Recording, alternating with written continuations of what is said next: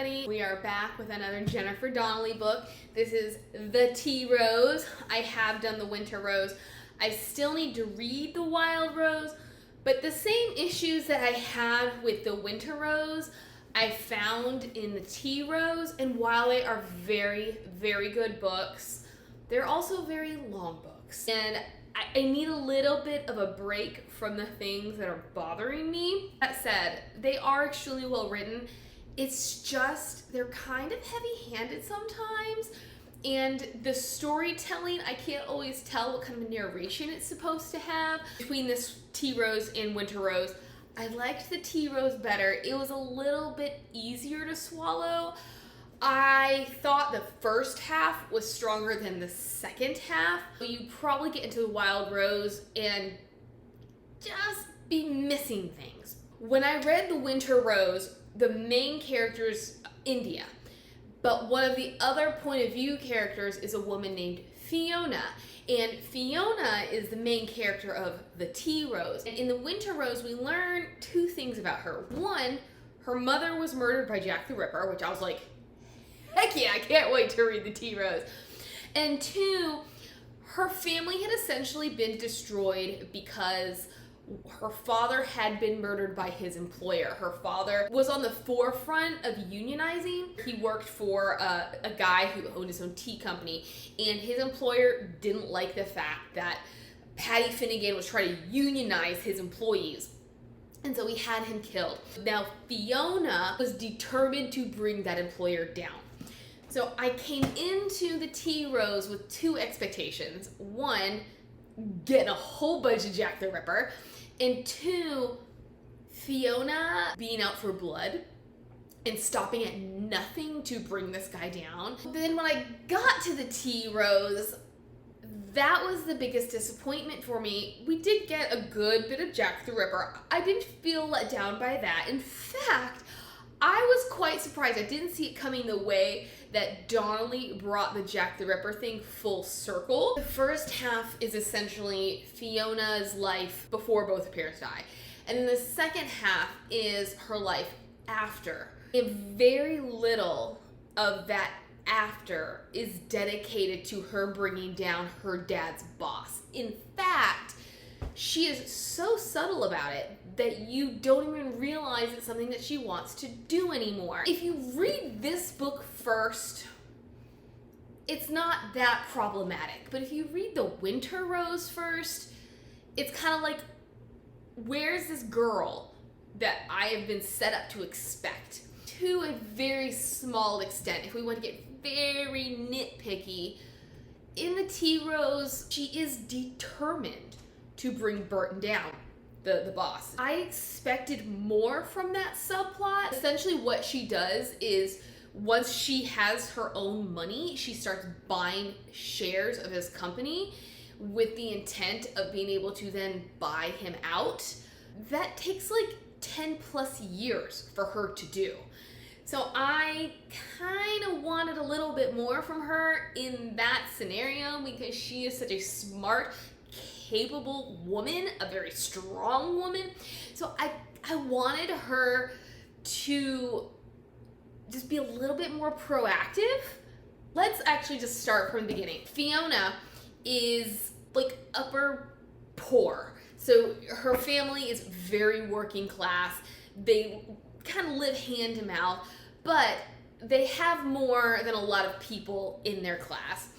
There is her mother, her father, her brother Charlie, her brother Shaney, and then her little sister whose name doesn't even matter. Fiona is 17 when this book opens. She works also for Burton, where she is a tea girl, so she helps pack tea, and we get a very early understanding how intelligent she is and how she understands how business works, how Burton Tea could be more efficient. And there's an instance in which he fires a handful of girls, and so she's like, look, if we basically create an assembly line, you will have a lot more efficiency than the way we're doing it now.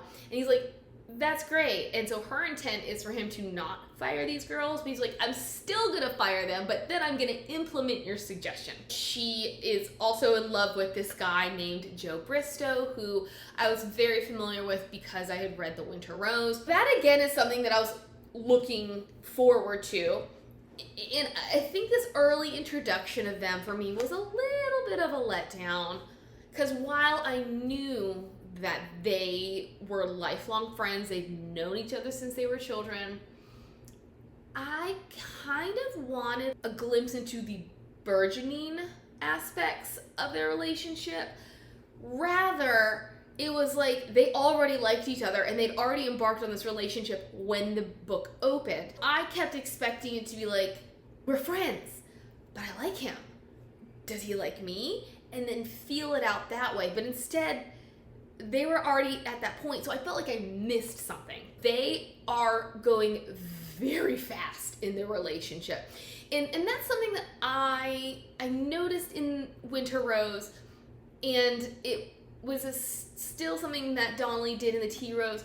There were not very many Victorian sensibilities with these people. I'm not saying that back in the day, back in the late 1800s, people were nuns, but there was an understanding that society worked a little bit differently, particularly in the relations between men and women. While I liked that Fiona was exploring her sexuality and exploring what it was like to grow up and to develop new feelings and cross certain boundaries, I wanted those alarms going off in her head of, not yet.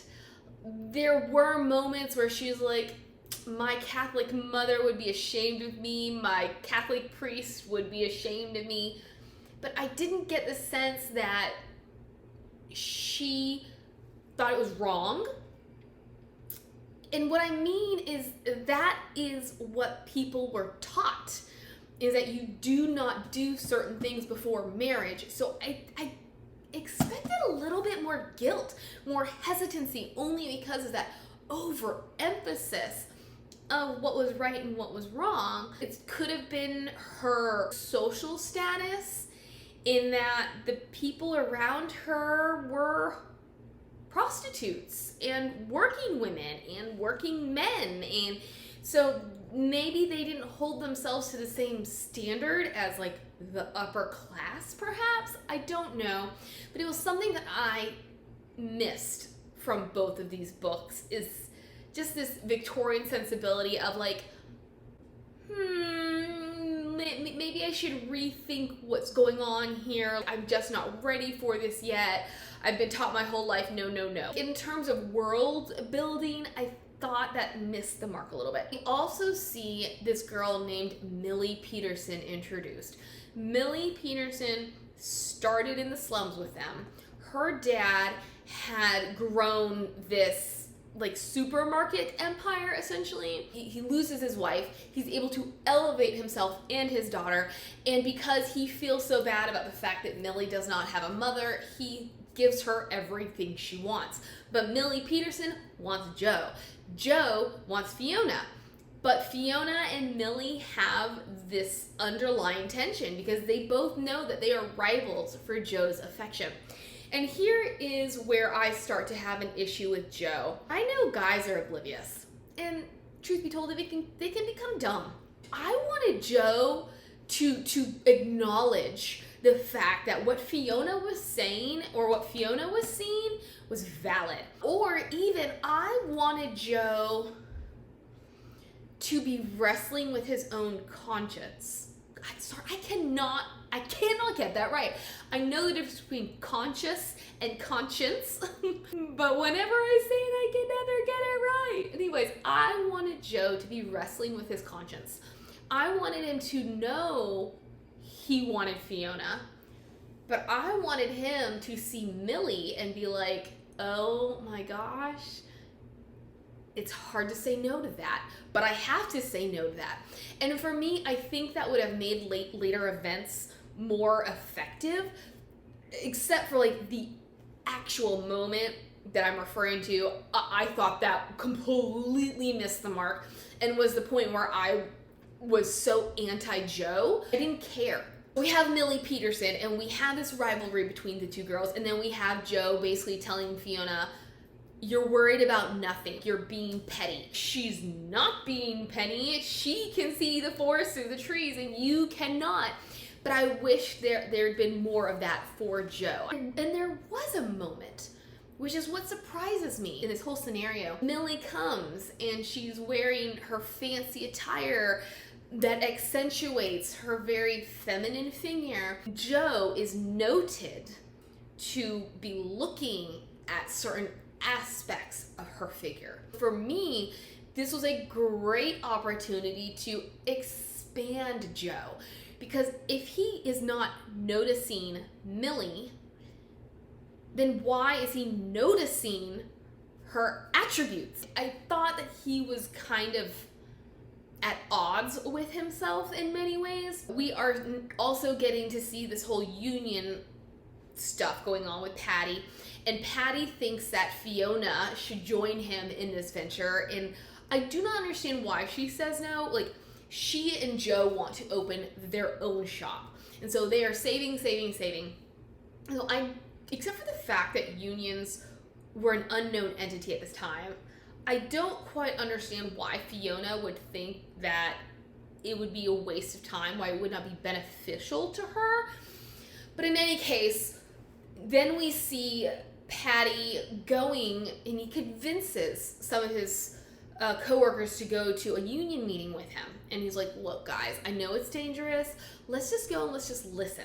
At this point, he is approached by the speaker saying, hey, do you want to be the union leader for your area? We have so many perspectives. We have Joe, Fiona's friend / husband, Nick, Millie Peterson. We have so many perspectives, and one of those perspectives is Burton, whose first name I cannot remember. Excuse me, this is like an 800-page book. No, not 800. This is a 600-page book. 24-hour audiobook. Woo! So needless to say, it took me at least a week, if not a week and a half, to finish this book in the spurts that I was able to listen to it. We get Burton knowing that something is happening, knowing that this dude is trying to unionize certain areas of London, and that his own dock workers are going to unionize out from under him. So he brings in this other guy who I thought, like, and he was another perspective, and he was so minor, and I was like, what in the world? I think his name was Davy. Yeah, I think it was Davy O'Neill. And so Davy is this young dude. He's got this young family, including a sick daughter. So he is brought in, and he's threatened to expose his fellow co-workers as to who is part of this union group. They cut off his ear when he refuses to talk. At this point then, his family is threatened. And so he says, okay, I'll talk. I'm okay with him being a double agent. I like it, but I didn't understand his motivation, except that he's willing to take money for his family. That's a great motivation. I have no problem with that. But he continues to try to excuse his behavior, or rationalize his behavior, almost atone for his behavior once Patty is killed.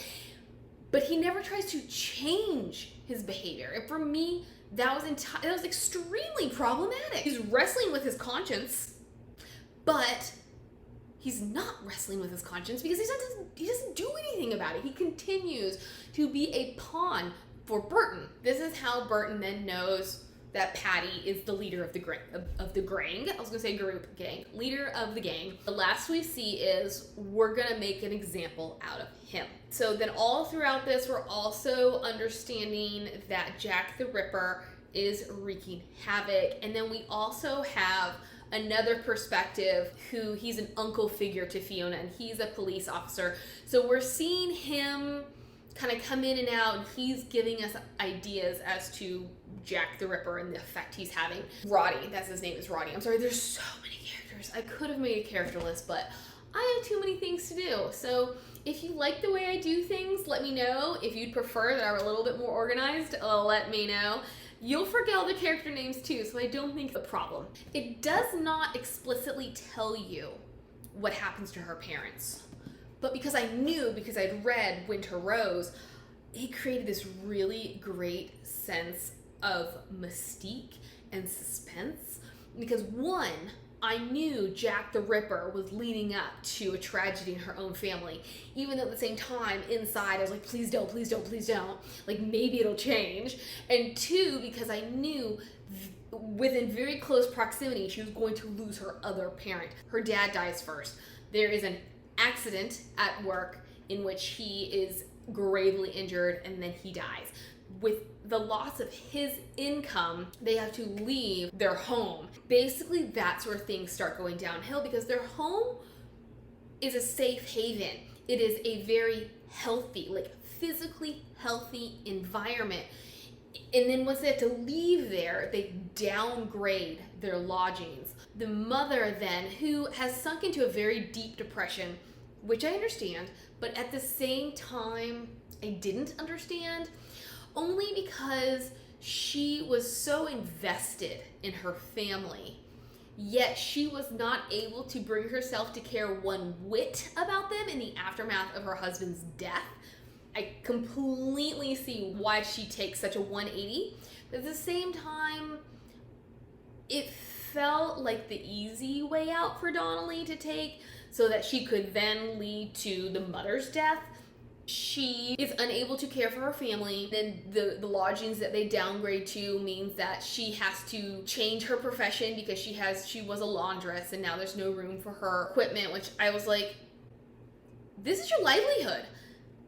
I would make it work. Then there's Charlie, who is older than Fiona. He had started getting into fighting. One day the mother goes out. She was going to get medicine for the baby. She goes to her neighbor, only to discover that her neighbor was in the midst of being murdered by Jack the Ripper. Jack the Ripper then murders her because she was a witness. Charlie comes home and he sees this and he is so distraught and he is so traumatized that he runs off, and then next thing we know, his body has been found in the Thames. Charlie has died, Patty has died, the mother has died, and then the baby dies. She had been sick and she dies as well, which I thought the baby was kind of unnecessary. For all intents and purposes, I thought she was just this really, really useless side character. I guess in a way she was the reason for Fiona's mother's demise, but she just took up space. Now, Shamie and Fiona move in with Roddy. They're making it work. She's really discouraged. And at the same time, Joe had been working for his dad, who sold produce. He's the guy who hawks their wares. He's the one who shouts out to the crowd to get the attention to then have people come and buy. So he's very charming. He's very good at what he does. Millie's dad hires him on. And a lot of this is Millie working for her own ends. Joe then has to move to Covent Garden. He's living in this apartment with Millie's cousin. She just ingratiates herself into his life. And at this point, I'm still like, how do you not see what's coming here? Fiona's words are in your head. You know that if you told Fiona that you were hanging out with Millie, she'd have a problem. So on some level, you know what you're doing is wrong. And you know why it's considered wrong. So why he is not seeing the big picture, I still can't tell. Before all the bad stuff happens, Joe does bring Fiona out for a day, and they do a little hugging and squeezing and a little bit more than that. But Millie, having been told that Joe was going to have a friend over, had left her purse at their place so that then she would have to come back. So right after the loving and the squeezing happens, she and the cousin show up. Fiona, which I don't understand why Joe is so desperate that they not get caught, because I think the cousin's name is Harry. that's all Harry does. I guess maybe Joe was trying to protect Fiona's honor, but I don't think so. And it felt more like he was ashamed of what they'd done. But he's like, Fiona, get in the bathroom. Like, we have to make everything look natural. And they come upstairs and Fiona walks out and Millie is like not having it. Fiona makes it very known what they had just been doing, like staking her territory. That's when all this stuff happens for Fiona. She doesn't have Joe, she doesn't have her parents, she's lost 2 of her siblings, and she's just like on her own trying to take care of her kid brother, knowing that they're kind of an inconvenience for Roddy because he can't move on with his personal life if he's totally focused on Fiona and Shamie. During this time, Fiona is supposed to go and visit Joe, but she can't. They're at odds because this is before good means of communication. Even though he has sent her money for bus fare, and she's like, oh, I can't visit him, so I'll just use the money for paper so that I can send him a letter. She just is never able to do that. Like, the money always has to go to something else. He thinks that she's mad at him. She thinks that he doesn't want to see her anymore. So Guy Fawkes, I forget who Guy Fawkes is, but he is a big deal over in England, something about, I think, like liberation. But there's always a bonfire night, so it's Guy Fawkes night, and it's a big celebration. Fiona thinks it's a great time for them to hang out, and he's like, I can't. I have a company party. And Fiona's like, okay. Anyways, he goes to this company party, at which point, like, we have gotten a POV of Millie planning and plotting a way to make Joe hers. And her plan is, let's get him drunk and have him sleep with me, which is exactly what she does. And this is the event that I alluded to earlier where he knows it's not Fiona, yet he sleeps with Millie, only for the instant after they sleep together, him to be like, oh, I thought you were Fiona. And then he jet sets. There was no point in the lead up to them getting frisky with each other that made me think he thought Millie was Fiona. And so this entire time that I'm listening to it, I'm like, but what about Fiona? Like, where is your allegiance to Fiona? Nothing. Absolutely nothing. So I'm just like, Joe Bristow, I do not like you. And then Donnelly tries to play it off of like he was so drunk that he had no idea, but in the aftermath, yes, of course he thought he was sleeping with Fiona. Not one whit. So the next thing we know, Millie is pregnant, and Joe then has to tell Fiona that he has gotten Millie pregnant and that they are getting married. Joe had been rising fast in the ranks anyways. I mean, Millie had been orchestrating certain things so that Joe could get to certain places. But he's like, hey, Fiona, take all of the money that we have saved, live your life. And then from there, he will not touch Millie. Like, we get all these points of view from him in which he has this loveless marriage and that he wants nothing to do with his wife. We learn that she has a very fragile pregnancy. She can't get emotional. Joe at some point is desperate to know where Fiona is, what happened to her. So he hires a private investigator. He comes home one day and Millie has locked herself in his office. So we're jumping ahead here. She's locked herself in his office and she claims these papers were right on top of his desk. He's like, actually, no, they weren't. They were locked somewhere safe. So like we know that she went through stuff. She unlocked stuff that she shouldn't have unlocked. And she ends up losing the pregnancy. From this point, at the hospital, the dad is like, how dare you? She told me everything, but how dare you? And now you two are gonna get a divorce, but you're gonna be the one at fault, even though my daughter seduced you. And I read a review where the reviewer equated it to like she essentially date raped him. No. I once I got through it, I was just like, I mean, okay, yes, he was heavily inebriated and she was very manipulative, but I was like, I mean, she was definitely at fault for everything that happened, but I don't think he was so out of his mind that he couldn't have controlled circumstances. In any case, so I did think it was unfair that all the blame was put on him. I mean, except that was Millie's characterization and her father's characterization, and that even when she does wrong, she does no wrong, and so it's going to be somebody else's fault. But then the dad goes forth and blacklists Joe so that he can't get a job, which leads to other stuff. But let's go back to Fiona. Her mother, in the aftermath of the dad's death, had gone to Burton T and had tried to get compensation because he had died on the job.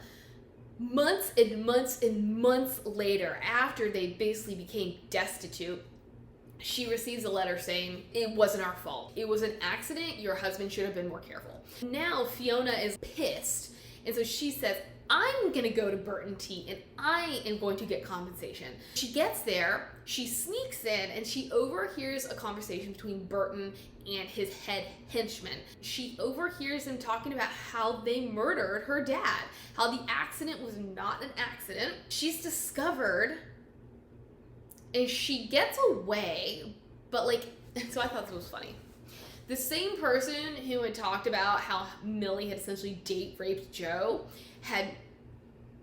this woman was super funny. It's too bad that she's not actively reviewing anymore, because I would have loved to have reached out to her. She was so funny. But she was like, so Fiona just happens to hide next to the safe that just happened to be open. And so it just cracks me up, because when you read it, it actually isn't that cheesy, but she kind of has a point. Like, why in the world did Burton leave his wall safe open?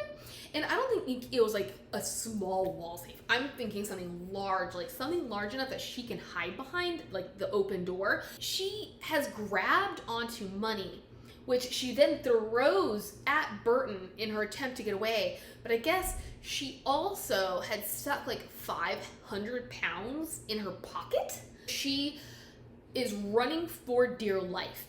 And she knows that if he or his henchmen catch her, she's dead in the water. She manages to elude him, gets home, grabs Shamey. They manage to hide from the henchmen. She then hitches a ride to the ship dock, and her plan is to go to America because her dad has a brother in America, and she's like, this guy and his wife will take us in and everything will be fine. This is where we meet Nick, who is the guy she eventually marries. The thing with Nick is he's gay. Homosexuality is very taboo in this society. Spoilers here. He is son of a duke, so he's very wealthy. He had fallen in love with another man, had eschewed everything his father had wanted for him. And then the father orchestrates these guys to attack Nick and his partner. The partner ends up dying. Then Nick, in his grief, starts sleeping around. He contracts syphilis. Not necessarily because of the syphilis, but the dad is like, look, you have two choices. I can disinherit you and you can stay here, or you can go to America and I will provide you with a monthly stipend. She meets Nick at the ship dock, not realizing that the ship has sold out. And so then Nick, he allows her and Shamey to travel with him under the guise of being a married couple, and this is their child. He, in a way, opens Fiona's eyes to wealth and to privilege. They part ways once they get to America. Of course, they're going to keep in touch, but she goes to find her Uncle Michael, only to realize that he is now a drunk. The grocery store that he had is in foreclosure. The bank is about to auction it off because his wife had died. They did have a baby, which he wants nothing to do with. And then this is something that I was like, really? So he had left the baby in the care of his upstairs neighbor who, and honestly, guys, there's so many characters at this point. Like, I might be getting it wrong, but I don't think I am. But the upstairs neighbor also has a son. He's like teens.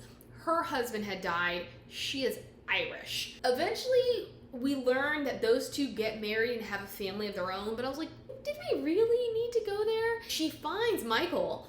He is in no fit shape to take care of her or Shamey. She gets him to hand over the keys to his shop. But first, she goes to the bank because she has, like, as I said, the British pounds, which the pound is worth more than the dollar. She is like, I can afford to bring this shop back to life. She wants to go to the bank to convince them to let her buy it rather than auction it off. But because she's a woman, they're like, no, we're not even going to listen to you.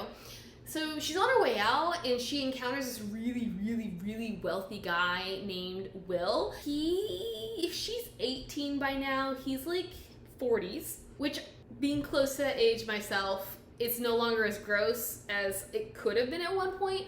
But for me, I don't do May-December relationships. They're gross to me. He goes into the bank manager's office and he convinces the bank manager to let her keep the business. They start dating. She turns this supermarket into a success again.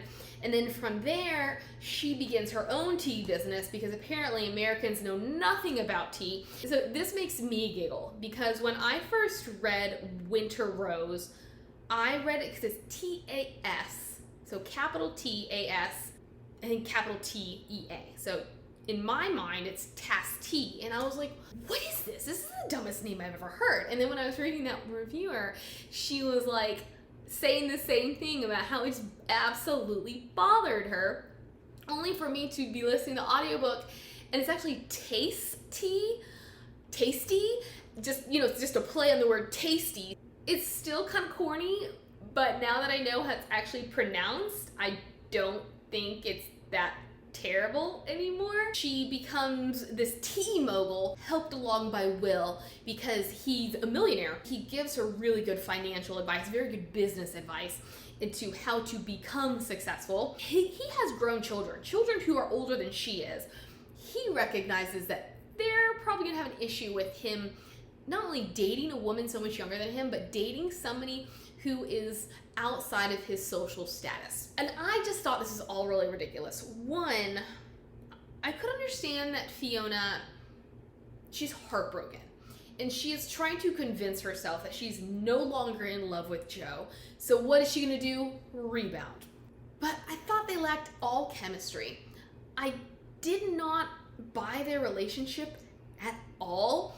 And I didn't think Will was a good rebound character. And then this is going back to those Victorian sensibilities where I was just like, why is she sleeping with every man she meets? That's what it felt like he wanted. That's all he wanted from her, was he had this physical attraction to her. His wife had died, and their marriage was not one of love, but of circumstances. It's like you marry somebody who will elevate you. Even though he'd had mistresses and like all this talk, I'm like, he's not someone that I'm rooting for.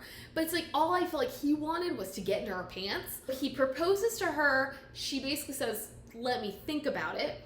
And then she comes back and she's like, yes, I will marry you. Don't worry about sending me home because I'm not going home. And so then they sleep together, and it's just like the most unromantic moment. It just grossed me out, even though because in my head he's like 60 or 70, not 40. So one was not working for me at all. And then as soon as they get engaged, all of these things that he found endearing about her drive, her determination, her willingness to work, he is now trying to stifle. He's telling her she can't do any of this stuff. And these are things that Nick had been warning her about, and they had gotten into a fight over because he was like, you don't love him. He's not the person for you. He's trying to hold you back. This is my problem with Fiona. And it's the same issue that I had with India in The Winter Rose, where they're both very strong women with drive and focus and potential. And then they both are willing to give it up for men who do not appreciate them, who want to bring them down. Will, he's all about Fiona doing what she wants to do and succeeding until they're on the path to getting married, and then all of a sudden she is not allowed to do it anymore, and she's just like, okay. I mean, it's almost that easy. Like, she wasn't happy about it, but she didn't put up a fight over it either. Basically, from the point that Fiona got to America, I didn't care about her as much. I didn't root for her as much. I also feel like even though, yes, theoretically, she did work very hard for her successes, we didn't really see any of that. It felt like because Donnelly put Will in there, she didn't have to work as hard because he helped her behind the scenes. He got her he got her an ad that attracted a great deal more customers than her little rinky-dink ad ever could. And she just happens to meet struggling ad agency people, and like she happened to find all the right spots and all the right places at all the right times. And so I was like, even though I know theoretically she worked hard, there was not a whole lot of struggle shown here. Why am I rooting for her? Like, what is she doing that makes me say, oh, she works hard for the money? Then we have this moment where Will's son is trying to get Fiona out of the picture. There's nothing that he can find on her. So what he does is his private investigator learns that Nick is a fairy boy. He's like, look, we will create a situation that will force her hand. Nick has been frequenting a gay bar. They have the gay bar raided. Nick, he has the potential to be deported. Fiona steps in and is like, I'm his fiance. The judge is in Will Jr.'s pocket. And the judge is like, okay, I know you think I was born yesterday and all of this is just a show. In order to prove to me that you're not just telling a story to get this guy out of trouble, you guys have to get married now. It's all a very good plot device. It really is. But everybody here is saying, this is illegal. You cannot do this. So the fact that Donnelly puts that in there and then blatantly ignores it, what in the heck is going on here? She and Nick get married, and she marries him essentially because she had contacted Will, and she was like, look, Nick is in trouble. And Will's like, well, forget about him. So she finally realizing that Nick has had a point this whole time about Will, well, okay, fine. He is the person who cares about me, so I'm gonna go ahead and do what I can to help him out. So then Will is completely out of the picture. Part 1 was before New York. Part 2 is getting to New York. Part 3 is after she marries Nick. So now we're 10 years later. She and Nick are wildly successful, but Nick he's dying. Like, he is in the throes of syphilis. We get this really long-winded, and like, I liked Nick. I liked him a lot. I did not necessarily think we needed his point of view. And Donnelly did this a lot, where we would get the same information of a storyline from 2 different sources. And we didn't need that. Like, we could have gotten everything about Nick solely from Fiona. And in my opinion, it would have been better because it would have been a surprise. Nick told us what he was setting up for her, rather than her inheriting everything and us being completely surprised at what Nick had laid out for her. Fiona, once she first starts making money, has started to buy shares of Burton Tea. Burton Tea is going downhill by this point, but she owns like 20% and now she can't find any shares anywhere.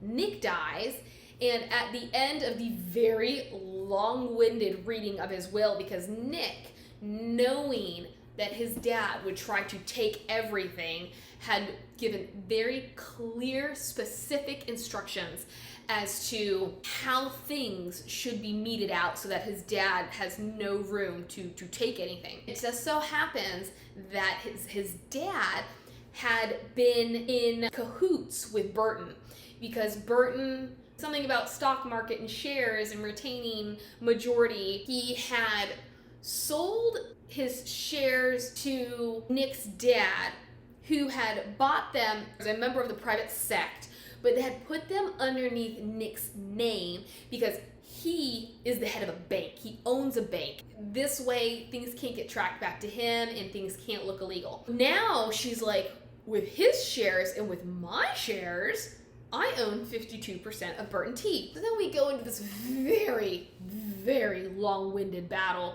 because even though Nick had done everything he could to make sure his dad could not retain ownership of anything, of course his dad is doing everything and it looks like he's succeeding in retaining ownership of these shares, which, again, Donnelly's talking out of both sides of her mouth here. They're essentially using Nick's sexual preferences against them, being like, hey, we know that he was gay, and can you prove to us he wasn't? Getting very personal with her. She ends up coming back to London, and I don't think it was too long before that where she had contacted Roddy and been like, hey, we're safe, we're in America. So she has a reunion with Roddy and his wife. We have seen that Joe, because he'd been blacklisted, he had started up his own business. He started as a door-to-door seller. Now he has this huge chain of grocery stores and he's wildly successful. Fiona is still under the impression that Joe is married. He is aware that she is married because he had gone to America. He'd finally, after the whole Millie thing, he discovered where she was. He raised the money to get himself there. He gets this little street urchin to find out where she might be. The urchin gives him 2 addresses. He goes to one, the urchin goes to another. The urchin goes to the right one, he goes to the wrong one. So then the day that he was gonna go to the right one, something happened so he couldn't go. And the next thing he knows, she's married and he sees it in the papers and, you know, woe is me, I'm going home. So now they're both in London. And she is fighting the battle. She actually goes to a lawyer, and one of the lawyer's partners is physically, actively talking to Joe in one room when she walks by. And I thought this was kind of dumb because she hears his voice. 1, she doesn't recognize it. 2, she recognizes it enough that she's just like gonna open the door on a private conversation, both on the way in and on the way out. And I was like, okay. She's over in London trying to prevent Nick's dad from getting hold of these stocks, even though Burton T is worth absolutely nothing. She is taking all of these measures, even to like threaten him personally with like ruining Burton T, making the stocks plummet and blah, blah, blah, blah, blah. None of this does any good until Joe, they've both been missing each other. So she ends up like right in front of his home office. She goes inside, and this is another perspective we did not need. I thought it would have been more effective if we hadn't seen it. His sister is like a secretary. She recognizes Fiona. Fiona doesn't know who she is. So she thwarts Fiona from seeing Joe, and then she promises to give Joe Fiona's card, and she doesn't do it, which I thought would have been far more effective had we like had all of these near misses only to then find out why rather than like seeing it in the moment. All these misses, Uncle Roddy goes to his source at a local rag and he's like, look. And then the Ripper has seemingly shown up again. Anyways, he's like, so here we have 2 murders for you that could have been committed by the Ripper. If you put this story of Burton murdering Fiona's father on the front page. So this gets to Joe, and Joe, who I guess had been a major buyer of Burton Tea, he and a bunch of other major clients pull out. This is what then gets Nick's father to come to Fiona and be like, I accept your terms and conditions. Now she owns 52% of Burton Tea. She goes to their board meeting and she's like, well, I demand that you resign. He is all up in arms about it, tries to kill her, it doesn't work. Now he's on the run, and we get another long-winded, drawn-out mystery of like, where'd he go? In the meanwhile, Joe and Fiona have reconnected, and what do they do the first time they see each other in like 10 years?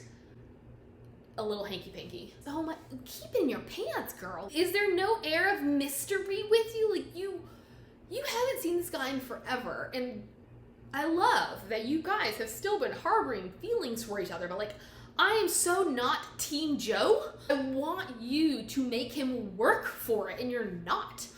He broke your heart, he broke your trust. Come on now, girl. I just don't care for Fiona. I don't understand what's going on in her head or what's driving her forward. They are back together, and Fiona, I don't get her, 'cause she's a very smart woman, but she is just like, oh, of course, like all these rumors about Burton having left the country are 100% true. I don't need to be careful anymore. Like, no way. Why do I need to be worried? He's not here. He's not gonna hurt me. I mean, I know I'm the reader. I know I have more insight. I know that Donnelly is giving me more of that suspense of something is gonna happen, which Fiona's not having. But I just kept expecting her to be on her guard, and she's not. And so she was built up to be a certain kind of character, and then it's like Donnelly got tired and just wanted to make life really easy for Fiona, and so now she's not going to use the sense that God gave her. And then, amongst all this, we are hearing about this new mob boss named Sid Malone. And Sid Malone had been somebody from Fiona's past. He'd been a bully who tried to take advantage of her. She gave him the what for. So he was now an enemy of herself and Charlie. From Roddy's perspective, he's like, this Sid Malone character does not jive with the Sid Malone that I knew as a youngster. Turns out that Sid Malone is actually Charlie, who, after the sight of his mother dying, had run off, lost his memory, and then when he had come to, the actual Sid Malone robbed him.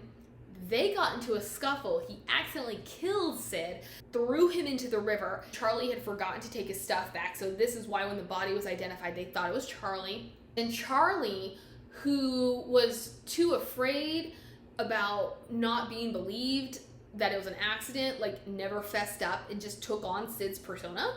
There were tensions between Bowler Sheehan, who was Burton's henchman, and the guy that Charlie worked for. They kill Bowler, and Burton kill Charlie's guy, and then Charlie like takes his place. All these people that we think are bad guys for Burton are actually Charlie's men, keeping an eye out for Fiona. But anyways, so Burton tricks Fiona into meeting him at this warehouse, and I don't know, she just does not have the sense that God gave her. So she goes there and she's absolutely defenseless. Roddy and Joe realize what's going on, so they try to come and save her. Joe gets hurt. Even though the police are there, it's actually Charlie/Sid's people who save her and kill Burton. And then this is when she learns who Sid Malone actually is.